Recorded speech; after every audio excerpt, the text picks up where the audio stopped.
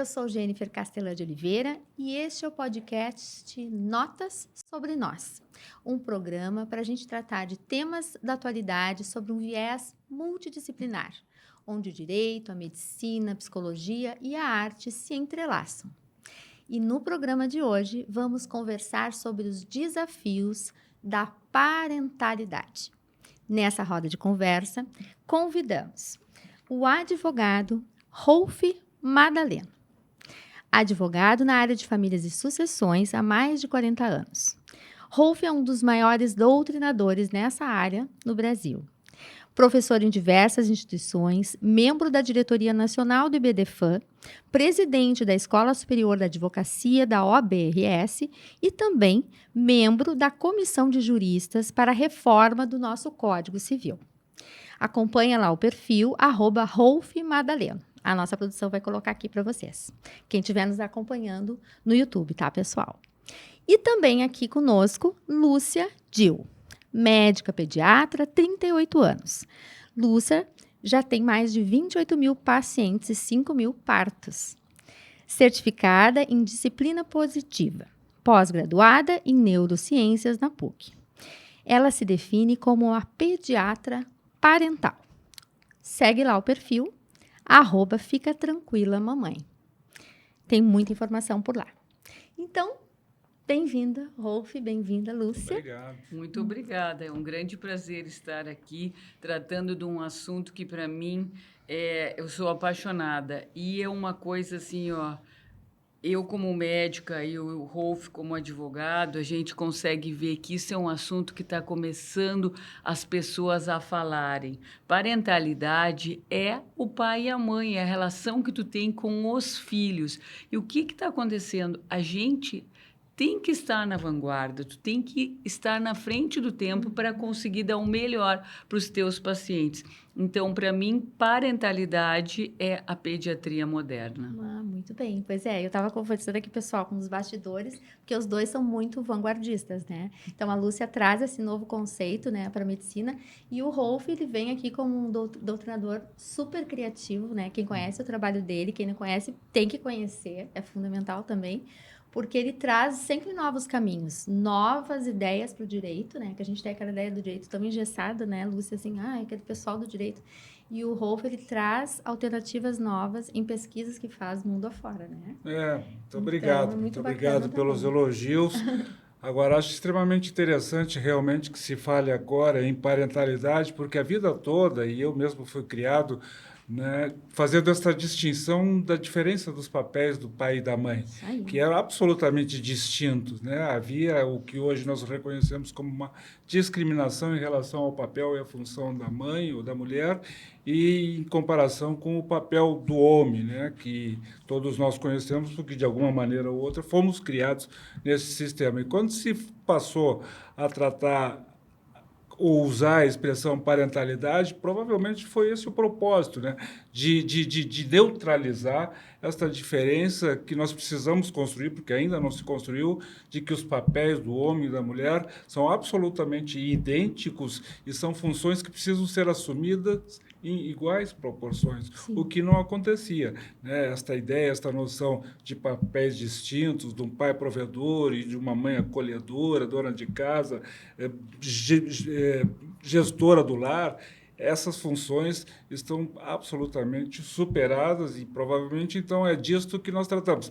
Como já disse a doutora Lúcia, né, parentalidade é pura e simplesmente a troca das funções do pai e da mãe. Ou seja, a parentalidade são os pais. Sim. São os pais, a relação que eles constroem com os filhos. E isso que o Rolf falou, o doutor Rolf falou, eu achei que é uma coisa que é muito interessante, porque a gente bate tanto nessa tecla nos dias de hoje. As mães que me consultam pedem, fala aí sobre o papel do pai. O pai não ajuda mais, o pai cria igual 50% a 50%. E esse termo parentalidade, ele surgiu no final dos anos 90, 1990, e veio da França. E era assim, eram as políticas públicas sobre a infância. Com isso, foi se trabalhando a parentalidade. Hoje, o que é parentalidade? Se tu lê o livro da Vera Iaconelli lá, tu vai ver o que ela fala. Que isso é um impulso da civilização de melhorar ou de diminuir as nossas dificuldades em ser pais, em criar filhos. Mas parentalidade é o quê? É tornar-se pai, tornar-se mãe e, com isso, criar os filhos. Só que tem muita gente que, quando nasce o bebê, não nasce o pai e a mãe. Sim. Então, a gente tem que trabalhar sobre esse assunto. Uma coisa que eu bato todos os dias no meu consultório, eu amo essa geração que tem menos de 40 anos, porque eu e o Rolf somos da mesma idade, a gente ouvi muitos pais. Eu tenho 40 anos médica e 38 de pediatra. Claro, os meus pares da mesma idade que eu, os pais tinham dificuldade de assumir os papéis da mãe, mas isso, graças a Deus, foi mudando. E o que eu digo? Hoje, a gente não precisa de pais perfeitos, porque tu pensa parentalidade, o que é? Pais competentes, sem dramas e que usam a educação como maneira de viver. Não existe. Isso é até uma utopia. Pais perfeitos não existem e o que os filhos precisam são pais sinceros, autênticos e afetuosos. E as pessoas tentam ser, a grande maioria das pessoas tentam ser desse contexto das mudanças que estão acontecendo. Que nem o Rolf pode falar, antigamente não se falava em união homoafetiva, então hoje tem pai, tem mãe, mãe, pai, pai. É todos envolvidos todos na na criação. parentalidade. Aliás, é outro detalhe, por que da mudança do pai e mãe, né? Para a expressão parentalidade, porque a parentalidade pode ser representada por 2 pais, por 2 mães, por 3 pessoas, por 4 pessoas, uma multiparentalidade. Sim. Então, é claro que se trata de uma expressão adequada aos novos tempos. Mas, talvez assim, porque o direito é história, né? Eu quero, assim, rapidamente trazer a lembrança de que, quando eu falei na primeira vez, na minha primeira manifestação, de que os papéis do pai e da mãe eram absolutamente distintos, isso ainda não está... Esta igualdade ainda tem muita dificuldade, né? A gente vê isso, por exemplo, no mundo jurídico, quando os pais que realmente querem exercer uma função por inteiro e como eles são cerceados, inclusive, pelo próprio Poder Judiciário, que ainda não enxerga e deveria ser o primeiro Poder Judiciário, nesse ainda não confia nesse papel e ainda enxerga essa discriminação que existe em relação, por exemplo, ao homem, ao pai dos filhos que quer participar, que quer ser um pai presente e que não lhe dão essa oportunidade. Então, quais são os nossos grandes problemas do ponto de vista jurídico, né?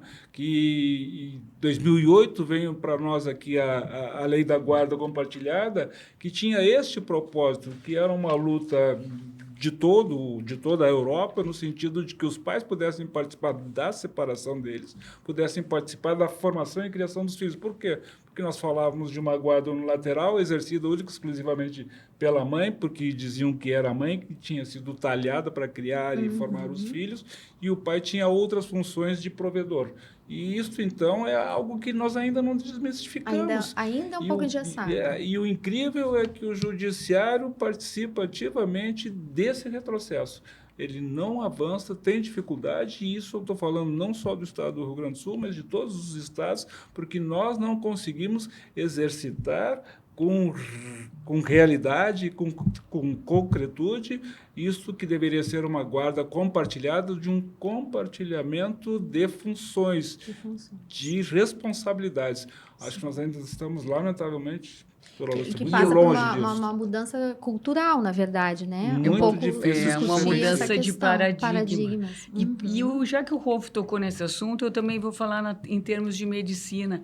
Quem é que estuda? Olha só, quem estuda a parentalidade, que é a coisa do meu consultório? Porque eu sempre digo, quem já me viu falando por aí, sabe? Eu digo, durante 30 anos eu fui a médica do crescimento. Agora eu sou a médica do desenvolvimento. Eu não me importo tanto que ganhe peso, que cresça de altura, me importa o ser humano que está se formando. Ajudar as famílias a que aquela criança atinja seu potencial máximo, né? Mas quem é que está estudando a parentalidade? Quem é que é educador parental? Não é o pediatra que vive com as famílias. É o psicólogo, é a pedagoga, é a neuropsicóloga. Então, nós na medicina também, e eu bato muito nisso, e por isso eu me chamo pediatra parental, porque eu acho que isso é tão importante quanto vacinar, é tão importante quanto a criança crescer, ganhar peso, se desenvolver. É o cerne, porque hoje em dia doenças existem, mas não são tantas. Agora, os grandes problemas são o quê? O comportamento. Sim, desafios de convívio. Convívio, comportamento, é o afeto, as coisas que a gente tem que chamar a atenção. E isso que o Rolf falou também é uma coisa muito interessante por causa dos papéis dos pais. A mãe, ela forma um binômio mamãe e bebê. Quem separa a mãe desse binômio? O pai. Quem apresenta o mundo para a criança? O pai. Com quem a criança gosta de brincar? Porque o pai tem menos medo, ele liberta a criança, ele brinca, faz isso, faz aquilo. O pai. Então, a gente sempre diz assim, ó, a mãe é cuidado, o pai é mundo. Sim. A mãe é vida, o pai é mundo. Sim. E na verdade, essa questão hoje, em função dessas famílias, né, 2 pais, 2 mães, o que a gente tem, na verdade, são figuras, né, que não necessariamente vinculadas à figura biológica, que isso também é um grande avanço. Até o pessoal aqui pode curtir lá um episódio que nós fizemos com a Maria Berenice Dias. Eu vi, muito bacana. Com a antropóloga também. Foi muito legal que isso ficou bem claro, assim, trabalhando nessas culturas da evolução da família, que existem esses papéis psicológicos, mas não necessariamente biológicos. Então, todo mundo tem um papel a exercer ali, para a criação e desenvolvimento daquela criança. E a gente vê bem no meu importante é poder assumir isso. Exatamente. E exercer, né? Mas tu vê, e o Rolf deve ver sempre nos casais homoafetivos, tu vê que um é o pai e o outro é a mãe. No sentido da figura da psicológica. Figura, não do biológico, da figura. Um apresenta o mundo e o outro cuida. Isso, exatamente, porque tem isso na formação da psique lá, né? Mas não está vinculado ao biológico, isso é interessante. E na realidade, a gente fala muito hoje do cuidador, né? É o cuidador que pode ser 2 mães ou podem ser 2 pais. E é através do cuidador que a criança, o bebezinho, faz o apego seguro. Que a partir de que ele tem apego seguro, ele começa a ser uma criança que tem segurança, que tem autoconfiança e que consegue entender o mundo como não uma coisa que o ameace, mas como uma coisa que é agradável e a vida dele vai ser mais tranquila. Com esse aporte. Com esse aporte. E esse apego seguro é feito por quê? Pelo cuidado que o cuidador dá para aquele bebê. Sim. Mas isso aqui a gente acaba no mundo do direito vivendo essa utopia, né? Porque no dia a dia, infelizmente, vou repetir, nós não alcançamos essa diferença que existe, que é patente, presente. Agora nós começamos a falar em titularidade e exercício e cuidador. São 3 expressões completamente diferentes que nós não distinguíamos, né? Vai dizer, quem tem a titularidade são os pais que têm o chamado poder familiar, né? Ou a responsabilidade parental de criar e educar os seus filhos. Existem aqueles que exercitam esta função. E aqui é que eu quero estabelecer a diferença, né? Quando os casais se separam, principalmente, porque esse exercício do poder familiar, quando os pais vivem sob o mesmo teto, tudo bem, ele funciona e os 2 estão presentes. Ou não. Ou não. E provavelmente quase nunca funciona porque os papéis ainda são diferenciados, são distintos e estagnados. Deveriam funcionar, mas talvez no divórcio, na dissolução da união estável, a gente perceba isso mais... Vem à tona, né? Porque aí, então, esses papéis que não eram exercidos, agora são reclamados no divórcio, são requeridos e aí a defesa é sempre essa. Não, ele nunca exerceu quando estávamos juntos e agora ele quer exercer, eu duvido que ele exerça essa função parental. Então, as discussões... Não se construiu essa confiança. E as discussões ficam sempre no mesmo terreno, difícil de avançar. E agora aqui perguntando no âmbito do direito, assim, até a gente estava conversando, e essas questões, isso podem ser pré-pactuadas. A gente pode estabelecer no pacto antinupcial. As pessoas conversam sobre isso. Acho que não. Antes de ter o filho. Esses dias eu estava dizendo, mas eu não sabia. Um casal, uma amiga me contando. Eu nem sabia eu queria ter filho. Ele não. Nem tinham conversado se queriam ter filhos. Chegou um momento, começou ali. Tá. Mas a gente quer ter filhos. A gente já conversou sobre essa criação. A gente tem que falar sobre isso. Antes de ter o filho, talvez, começar a pensar a respeito de como que a gente vai trabalhar com essa temática e, eventualmente, assim, contratualizar ou não? Eu vou ver. responder a parte pediátrica, depois o Rolf responde a parte jurídica, que eu achei muito interessante nós dois juntos, porque eu acho que a gente vê o mesmo assunto sobre ótica diferente. Eu de médica e ele de jurista, mas é muito parecido. A ideia do podcast é essa aí, é da gente misturar, para tentar entender o problema sobre Sabe que chega a me doer por dentro quando chega alguém em litígio, porque eu sofro pela criança. Porque muitas vezes o pai, não sei como se diz, mas quem está brigando, ele não pensa no filho. Ele pensa na briga com a mãe. Ele não se importa com o filho. Ele se importa... é só instrumento. Exatamente. Sim. E isso para nós é uma tristeza, porque tu tiveste um amor, tu escolheste aquela pessoa para ser o pai do teu filho, a mãe do teu filho, e depois acabou tudo. Mas o filho está ali, né? Exatamente. Filho é moeda de troca para muita gente, né? Mas voltando à questão da contratualização, eu acho que cada vez mais nós estamos contratando o direito de família, ele está avançando por uma ideia de total contratualização, né? Nós saímos de um mundo em que o direito de família era uma instituição, não se contratava, eram uns direitos que a gente chamava de indisponíveis, não se podia dispor de nada dentro do direito de família, e nós estamos indo para a total contratualização. Sim. Então, eu uso um exemplo muito interessante, que é o da Alemanha. Quando os alemães fazem pactos antinupciais, que são os nossos contratos de pré-casamento ou de união estável, eles agora, nos seus contratos, eles estabelecem as funções caseiras do homem. Então, vem por escrito as tarefas de casa que o homem também tem que assumir, como levar os filhos para a escola, sei lá, até algo mais arcaico, lavar a louça. Então, estas funções que não eram funções dos homens, elas são assumidas nos contratos na Alemanha. Por quê? Porque há divisão clara de tarefas e isso precisa ser cumprido. E isso é feito antes do casamento. Assim como estes países também, e ainda não se usa muito no Brasil, estão contratualizando as responsabilidades em relação aos filhos deles, porque dividir a guarda, que a gente fala de uma divisão de guarda, eu falo em separação, né? Quando se separam, divisão de guarda entre física e jurídica, né? São duas expressões. O que é física, divisão física e jurídica? Divisão física é o tempo de permanência que um genitor fica com os filhos, querem a igualdade, metade do tempo com cada um. E a jurídica, a guarda jurídica, a compartilhada jurídica, é a divisão das responsabilidades, é a assunção das responsabilidades. É algo que nem precisava constar na lei, porque é da função do pai e da mãe, ou dos pais, se responsabilizarem, se ocuparem do crescimento e da formação dos seus filhos. Isso não é direito, isso é obrigação. E esta obrigação é negada quando os pais se separam. Por quê? Porque um deles, aquele que fica com a guarda física, que acaba sendo o cuidador, que é outra expressão que se usa, o cuidador direto dos filhos, porque é quem está ali no dia a dia e que se adona desse filho. E depois nós entramos numa outra situação, que é também o que nós conhecemos lá por alienação parental, né? Mas, e aí junta com o que eu disse antes, de que se usam os filhos como moeda de troca, é que, lamentavelmente, os pais não se entendem. E aí, então, voltando aos contratos, será que não seria o caso de, no contrato, estabelecer, além das responsabilidades, também para o fato de um dia eles virem a se separar, quais são as tarefas e as funções? Este deveria ser o verdadeiro compartilhamento das obrigações dos pais em relação aos seus filhos. Mas isto se faz muito pouco uso aqui no Brasil, porque quando a gente vê um processo de divórcio, o que a gente vê é que eles vão lá brigar pela guarda compartilhada sem saber o que isso significa. Exatamente. Sem saber o que isso significa.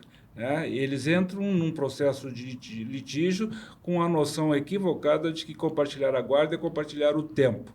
E com segundas intenções, porque compartilhar o tempo seria, às vezes, para o homem, para o pai, não sempre, evidentemente, mas muitas vezes para não ter que pagar pensão, porque ele fica com o mesmo tempo de permanência com os filhos. Então, não é uma intenção de se dedicar, de ocupar o seu tempo, de acompanhar as necessidades dos filhos. Isso eles não fazem. Então, a nossa cultura ainda vai levar muito tempo para que a gente possa realmente falar em compartilhamento. E lá no consultório, como que funciona assim? A gente está falando agora no momento separação. Continua regra a mãe que leva, o pai se afasta, ou alguns ainda continuam? Eu vou dizer o que eu tenho visto nessa geração que me consulta, que eu fico muito orgulhosa. Eu estou sentada aqui, tem o casal, geralmente, no primeiro ano de vida, sempre vai pai e mãe. Vamos examinar o bebê? Quem se levanta? O pai. Todos, é incrível, não é um nem outro, são todos. O pai se levanta, o pai tira toda a roupinha para mim examinar, coisa que antigamente nunca foi, porque antes os pais até não iam levar as crianças no consultório. Hoje eu conheço muitos, é o Ângelo, é o Antônio, é o Danilo, eles que ligam para mim. Antigamente tinha um que eu sempre me lembro, o Danilo Eduardo, se ele ouvir isso, ele vai saber quem é. Era o único que me ligava para dizer que a Débora estava doente. Hoje não, vários ligam. Aqui é o pai do fulano, ele está doente. Então, os papéis estão mudando. Outra coisa importante da gente ver é o seguinte, ó, a paternidade se constrói dia a dia. O amor, o afeto, a conexão é uma construção diária.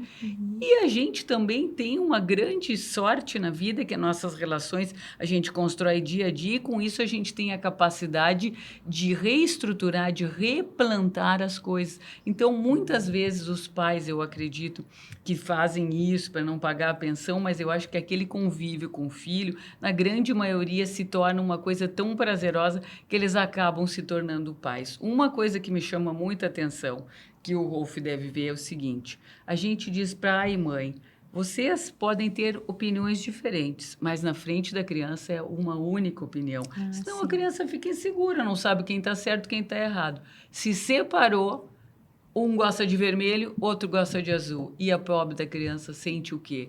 Insegura, perdida e não sabe para quem vai correr quando precisa de se socorrer. E é um tema bem interessante, né? Porque isso a gente pode chamar de falta de unidade na condução da educação dos filhos, né? É a verdade. Os pais usam até às vezes a forma de educar os filhos como uma forma de atacar o outro, né? Ou seja, o que aquele proíbe e esse libera, né? Sempre então, tem um que deixa tudo e o outro que é o que disciplina. E aí pega fazem isso só para contrariar o outro, né? E porque então, na verdade, o que tem ali é uma relação mal resolvida de conjugalidade, vamos dizer, que está ali que é muito frequente, que é muito comum e que se estabelece em quase todos os processos litigiosos, até porque as pessoas que são resolvidas, elas nunca chegam ao judiciário. Já resolvem elas vão lá no tabelionato, já fazem a sua dissolução e provavelmente nem precisam contratar as funções e as obrigações de cada um, porque eles já têm consciência a respeito disso e exercem isso com toda a naturalidade e tranquilidade.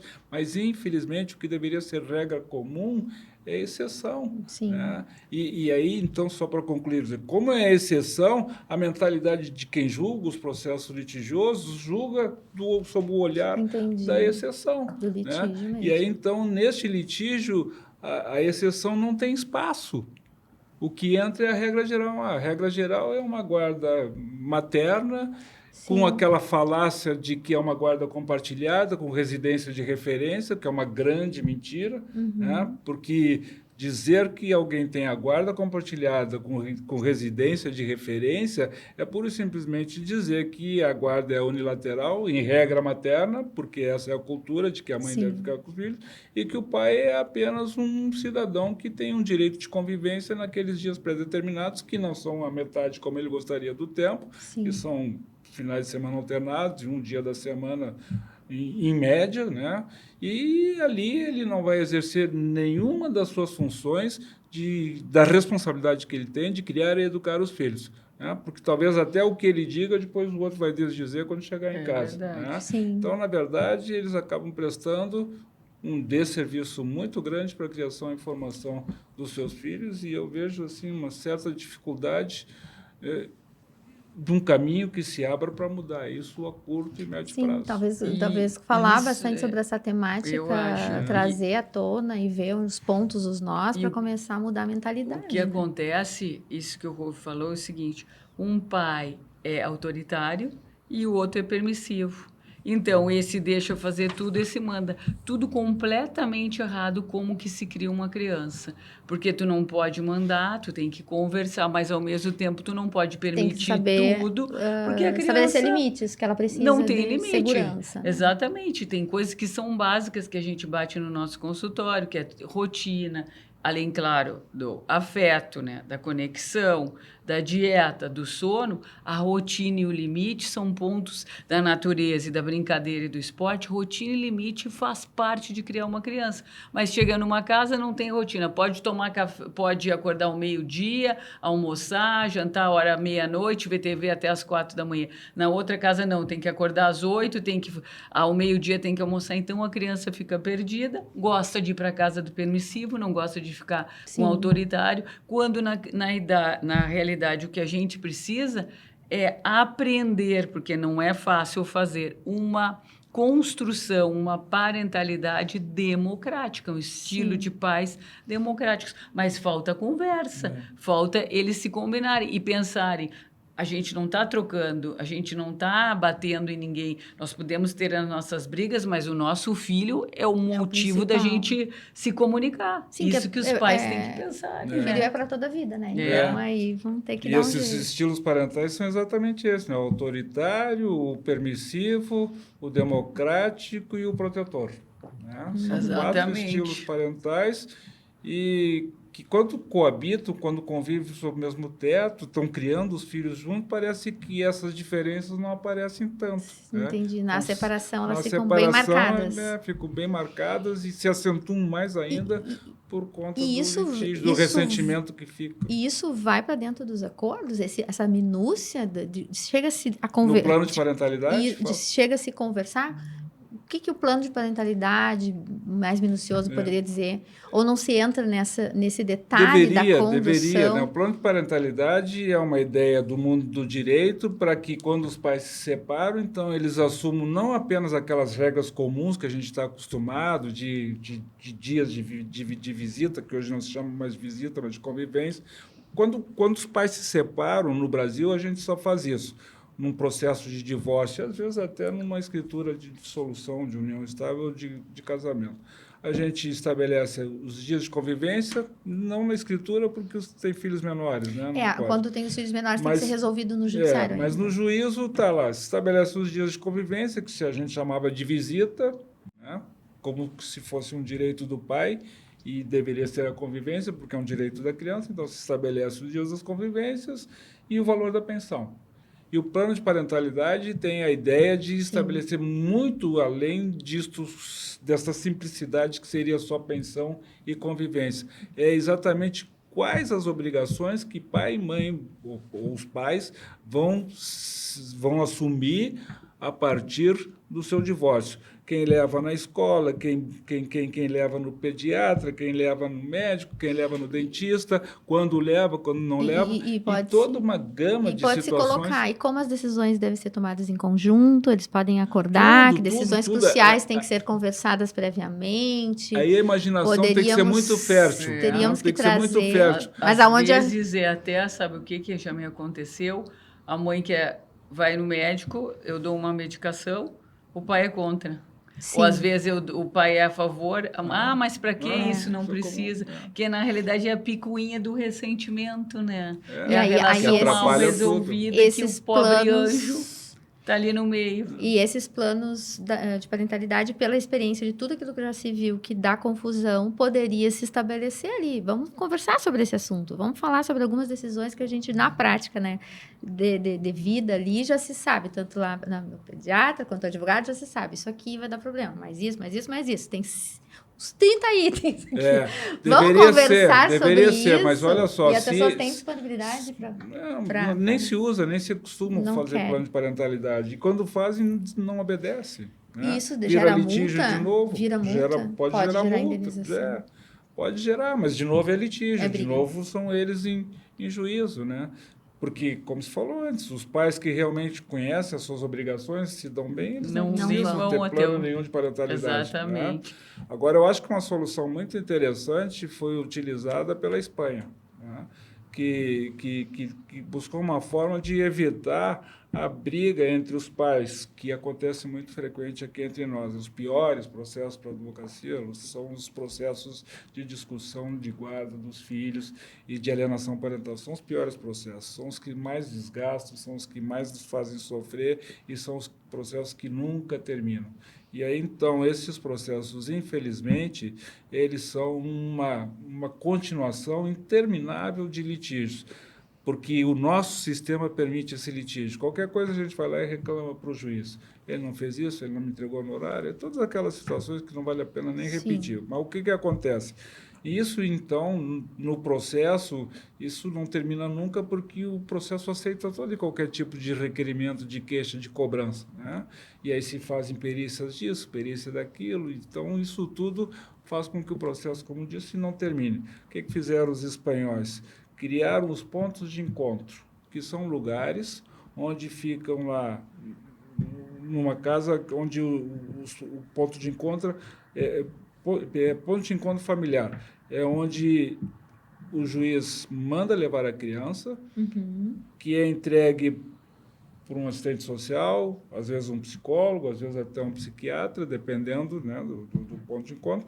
E essas pessoas, esses profissionais, eles observam o comportamento da mãe quando entrega a criança, o comportamento da criança quando é entregue naquele lugar, e observam o comportamento do pai, que vai lá e busca e leva para a casa dele, quando traz de volta. Então, todas essas observações são feitas por esses profissionais que ficam nesses pontos de encontro familiar, PEF. E o assistente social é o interlocutor direto do juiz. Então, não há requerimento. Ninguém pode entrar na justiça, como se faz aqui, requerendo que não fez isso, que não fez aquilo. Ninguém tem acesso ao juiz. Sim. O único que observa é o assistente social, que faz essa observação de quando a mãe leva, e sugere de quando o pai ajustes leva, daí. e aí sugere os ajustes. Né? E quando há acusação de abuso sexual, a convivência se dá dentro daquele ponto de encontro. Entendi. E aí, então, a observação, ou seja, não há interrupção da convivência e a avaliação toda é feita através desses profissionais e os ajustes vêm em seguida. Que tem um terceiro ali que está imparcial participando para fazer essa Vem em seguida, adequação. não precisam, às vezes, nem de perícia disso ou daquilo. É muito e isso interessante. vai ser trazido para cá? Agora que a gente estava falando, porque o Rolf está trabalhando nessa comissão que está alterando o Código Civil, né? Então, eu não sei se esses assuntos chegaram a tramitar ou ainda não tem um amadurecimento para isso. Isso tem um custo muito alto, né? Sim, da justiça poder propor e colocar isso é mal e mal se tem técnicos, lá assistentes, né?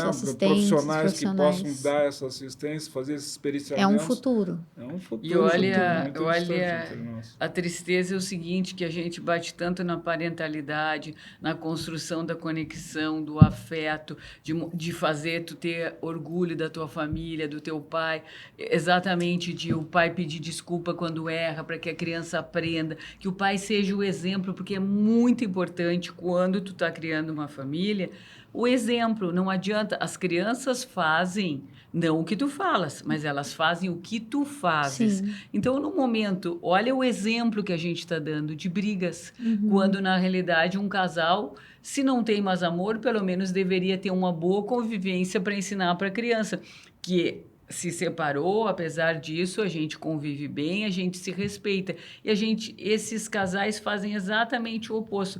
Eles cultivam o desrespeito, o desamor, o exemplo negativo para a criança. E como é que a gente vai fazer com que essa criança consiga atingir o seu potencial máximo de desenvolvimento psicológico num lar desse jeito? Que a mãe fala mal do pai, que a mãe tem uma atitude permissiva ou autoritária, e o pai é permissivo ou autoritário, que o pai fala mal da mãe. Então, tudo que tu construiu quando estavas junto, tu destrói nesse litígio. E se pedir para não falar na frente das crianças, aí mesmo que ele vai falar. Não, é complicado. Então, a gente precisa passar por um amadurecimento dos relacionamentos da sociedade como um todo, abrir talvez essa questão, flexibilizar esses papéis, não engessar. Eu agora vou contar aqui uma confissão aqui, ó, vou botar o marido na roda. Mas é engraçado, é que quando eu fui, nós conversamos, vamos ter filhos, vamos. Aí eu disse, só que assim, eu não quero ajudante, coadjuvante, mais ou menos, não tem. É 50%. Pai e mãe. E eles, não, é isso aí que a gente conversa. Então, a mãe vai gerir e amamentar. Isso não dá para trocar? Ok. Mas o restante, vamos lá. Aí eu sempre conto essa história, mas é engraçado porque fomos trocar a fralda lá, um dia lá, nosso primeiro filho. E ele disse pra mim, não, eu não tenho como trocar a fralda, ele não deixa. E eu assim, oi? Olha o que tu... Escuta de novo. Ele, pois é, não faz sentido, né? Não, não faz sentido, ele é um bebê, tu vai conseguir trocar a fralda. Nem eu sabia trocar a fralda. E eu disse assim, eu não sei, tu também não sabe, nós vamos. Trocou a fralda. Porque eu tinha lido isso, que a mãe, às vezes, desautoriza Com o pai. certeza. E eu tinha lido isso. Se você Sim. quer justamente construir essa relação, não detone daí, né? O marido tá tentando. Então, você, não, tu vai conseguir, tu vai. E aí, a partir dali, várias outras, né? E a gente foi indo, porque assim, eu também não era mãe, não sabia como que era isso. Mãe de primeira viagem, como eu digo, Isso. tá aprendendo. Tá aprendendo. E o pai vai aprender junto, né? E o que Mas a aí gente é fala alienação, né? Alienação parental. E aí começa a fonte da desautorizar. Não, sai, tu não sabe fazer. fazer. Isso eu tinha lido, eu disse assim, nunca faça isso com o seu companheiro. Traga ele, porque ele vai se Sempre. sentir... E tu sabe uma coisa que é muito importante, que eu falo todos os dias, tu quer que o teu marido tenha conexão com o teu filho? Primeira coisa, ele não pode aumentar, mas ele pode trocar a fralda e dar banho. E os pais começam a se ligar, porque essa paternidade, a nossa maternidade já vem desde que tu brincava de boneca quando tu era pequenininha.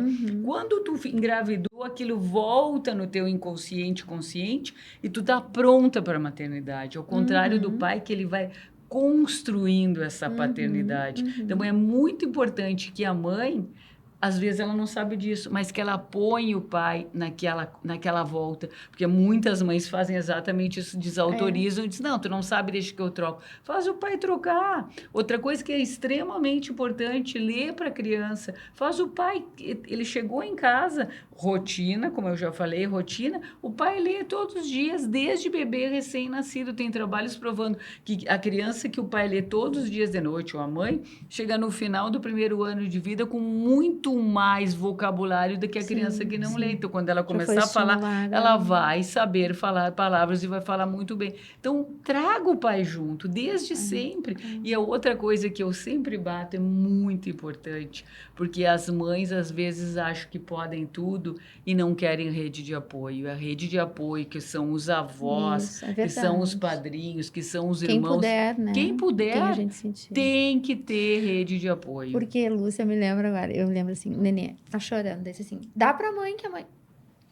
Não vai parar de chorar, porque deu pra mãe, né? A mãe às vezes tá estressada, eu me lembro que eu ficava estressada, porque eu também, essa coisa de mãe perfeita, a gente quer fazer tudo certo, né? Tudo E certinho. lá se vão 20 e poucos anos, tu ainda tá...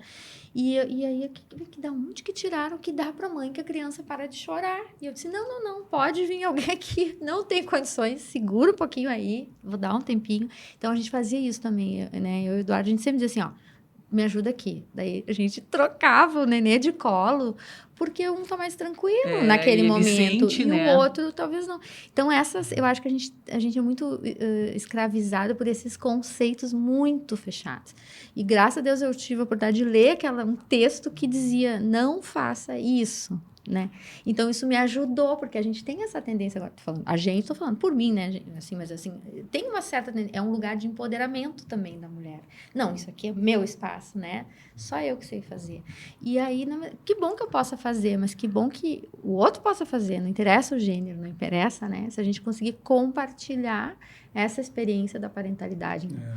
Abrir. Mas nós estamos falando de uma época em que as mães não trabalhavam fora, né? Então a dedicação delas era exclusivamente e era muito em relação às fechada. crianças. Agora, cada vez mais elas têm a obrigação de ter que ser profissionalmente bem-sucedida, e aí eu acho que esse plano, a contratualização é cada vez mais necessária. Nós vamos ter que dividir esses papéis, assumir esses papéis, porque senão nós não vamos casar, nós não vamos ter filho, nós não vamos ter uma vida porque conjugal. senão fica muito pesado, né? Então fica não tem muito mais. pesado. A gente poder trabalhar e tem que cuidar 100% da criança. E o direito está cada vez empurrando mais para isso, né? Porque, sabe, as mulheres já não ganham mais pensão alimentícia, então ela não pode entrar de corpo e alma numa relação e se dedicar exclusivamente às atividades da casa, da família, porque ela sabe que amanhã depois esse casamento termina e cada vez eles terminam mais mais e ela não vai ter o respaldo desses Sim, cuidados porque todos. até agora eu fiquei pensando aqui, que estava falando, a não ser que eles se combinem esse formato, não sei. Alguns Se combinam. combinar um formato, olha, eu vou fazer assim, eu vou ficar mais nesse setor, e poderia? Eu E aí, tenho... se Os não, alemães combinam, os alemães estão dizendo o que cada um vai fazer.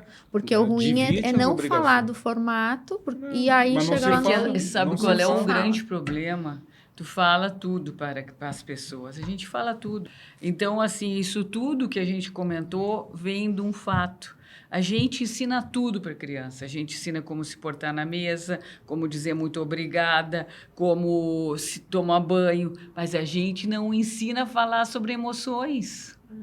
Ninguém diz, tu tem que dizer eu tô triste, vamos conversar, o que tu está sentindo? Os pais não fazem isso. E isso atrapalha a autorregulação das emoções e faz com que não se fale. E que no fim, isso é raiva que sentem, né? Isso é ressentimento. Mas se a gente falasse, olha, eu fiquei muito bravo contigo, porque durante o nosso casamento tu me traíste, papapá, tu fez isso, aquilo, será que as coisas não iam melhorar? Sim. Então, uma coisa que nós, como pediatras, batemos: pais, ensinem os filhos a falar das suas emoções. É difícil para mim, da minha geração.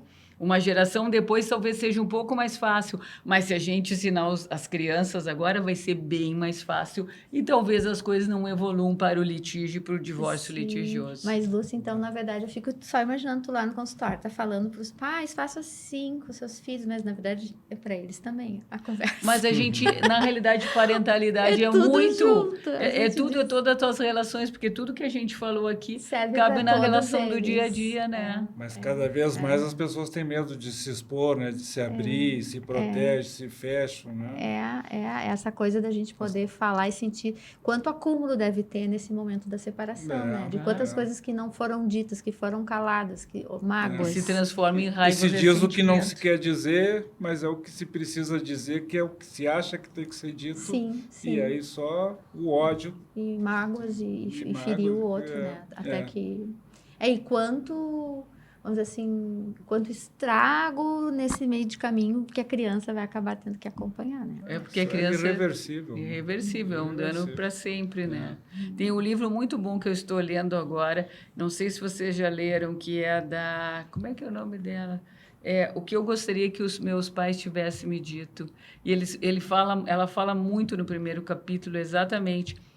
A gente pode errar, a gente pode brigar, mas depois tu tem que te desculpar com o teu filho. Sim. Porque senão o filho olha para ti e diz assim, ó, ele quer que eu faça as coisas corretas, mas ele está completamente fora de si. Sim. Então tu tem que chegar lá e dizer para ele, desculpa, filho, eu errei. Os adultos às vezes saem do seu normal, perdem a cabeça. Isso acontece. Uhum. E a mesma coisa os pais. Sim. Eles vão ter que, um dia, esses pais de litígios, vão ter que reparar esse litígio. É uma maneira de ajudar a criança e de ajudar, talvez, o adulto, porque talvez isso não seja falado nessa primeira infância, porque aquele adulto, com certeza, vai ter medo, aquele adulto vai se sentir, talvez, causador aquele adulto, aquela criança responsável pelo divórcio, por aquela briga. Sim. Então, é bem complicado. Infelizmente, também, cada vez se fala menos com os filhos, né? Cada vez os celulares... Isso eu ia perguntar.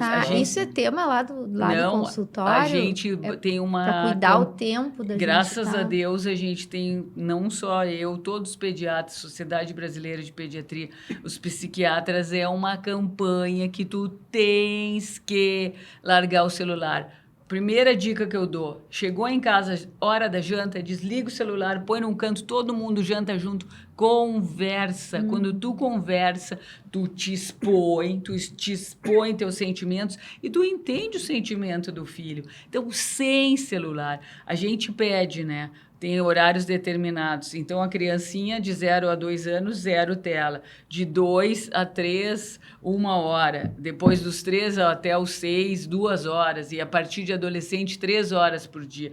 Mas, assim, quanto menos tela, melhor. Outra coisa que a gente está voltando muito, natureza. As crianças têm que brincar na natureza. As crianças não sabem subir em árvore, não sabem andar de bicicleta. Então, a gente, como pediatra, a natureza é criatividade. Quando tu vai na natureza, tu imagina, é o galho que virou espada. Ócio. O ócio, como dizia o outro, é criativo. No momento que tu tá no ócio, tu te dá de conta sobre o teu self próprio e tu entende o outro. Mas tá difícil, né? Porque para calar as crianças eles dão o celular.